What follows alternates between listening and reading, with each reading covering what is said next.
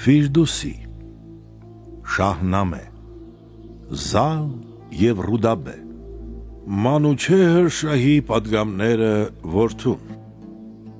Մանուչեհր շահը ապրեց 120 ձիգ տարի ու հասկացավ, որ իր կյանքը հասել է արդ վախճանի։ Նա շուտափույթ իր մոտ կանչեց մոբետներին աստղագետ, որ գուշակեն, քանի տարի պիտի ապրի այսուհետ։ Ամենագետ մոբետները գուշակեցին ու գտան, որ Իրանի շահը շուտով պիտի իջնի գերեզման։ Ուրիշ կյանք է քեզ սպասում, ով տիրակալ շահնշահ, պիտի իջնես մի խորխորատ ու լեռնային մթաշխար։ Մի ափսոսա, քանզի կյանքը փուչքամի է ու կատակ, ամենազոր Աստված պիտի քեզ թաքցնի հողի տակ։ Շահը գիտեր, որ վախճանից հետո պիտի դառնա հող, ուստի անչափ ափսոսած նա խնջույքները բազմաճող։ Ջահելության տարիներն էր հիշում, քննում էր իր մտքում, մահվան պահին ցանկանում էր խոսել, ինչ որ կար սրտում։ Եվ Նովզարին, ավագ որդուն, նույնպես կանչեց խորհրդի, նրան հայտնեց գաղտնիքները, թե այս և թե այն կյանքի։ Ինչ է շահի հզոր գահը, ունայնություն մշտապես, խաբոսիկ է նաև թագը, աչք կուրացնող ոսկու պես։ 120 տարի եղա ողջ Իրանի թագավոր, դժվարագույն գործից երբեք չեմ ճանաչել ոչ մի օր։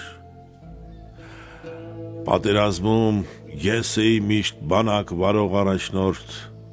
ինձ օգնում էր Ֆերիդունի ոսկե թասը լուսահորդ։ Կյանքի բոլոր չարիքները փոխեցի ես բարության, սել մութուրին սպանեցի ու վերջ տվի բռնության։ Մեր նախահայր իրի հոգին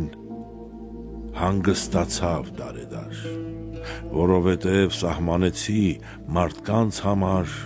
կյանք արդար։ Ես կերտեցի հոյակառույց ապարանքներ պերճաշուկ, բայց ինչ օգուտ, երբ որ մահը սպառնում է այսքան շուտ։ Անցած կյանքի հաշիվներս մոռացումը խառնեց ինձ։ Դառնապտուղ ծառը միշտ էլ չորանում է արմատից։ Քեզ եմ հանձնում Ֆերիդունի գինու թասը լուսատու, ինչ բարիքներ որ սերմանես, դատարկ պիտի մնաս դու։ Ինչ էլ անես, միևնույն է, մահը պիտի գատանի, դու այնպիսի սերմ ցանիր, որ հնձես ամեն տարի։ Սերունդները կմեծարեն քո գործերը լուսափայլ, ազնիվ հոգի ունեցողը քեզ կպաշտի հանց քաջայր։ Փոփոխության դար ենք ապրում, կործանումի, պայքար է, շուտով աշխարհ կգա մի մեծ ու լուսավոր մարգարե, արևելքից կառաջնորդի ու կհասնի մինչ Իրան, բայց նրա դեմ զորք չտանես, կհետևես միշտ նրան։ Նա լուսավոր ուսմունք ունի, քեզ կլինի ուղեցույց, մարդկությունը այդ ուսմունքին սպասում է դեռ վաղուց։ Բայց իմացիր, թուրանացին կրակ կտա հողը մեր, դու չես տեսնի խրախճանքի ու ցնծության լավ օրեր, մի օր տեսար գայլ կլինես, իսկ մի օր էլ թույլ ոչխար, փաշանակի որդին քո դեմ դավ կնյութե անդադար, աշխարը մեկ նեղ կթվա, իսկ երբեմն է լուսավոր, ժամանակն է, որ զավակս զորք հավաքես նորանոր, դեստան զալից և քաջ սամից դու պահանջիր օգնություն, քաջ տոհմից է զալը ծնվել, փահլևան է մեծանում,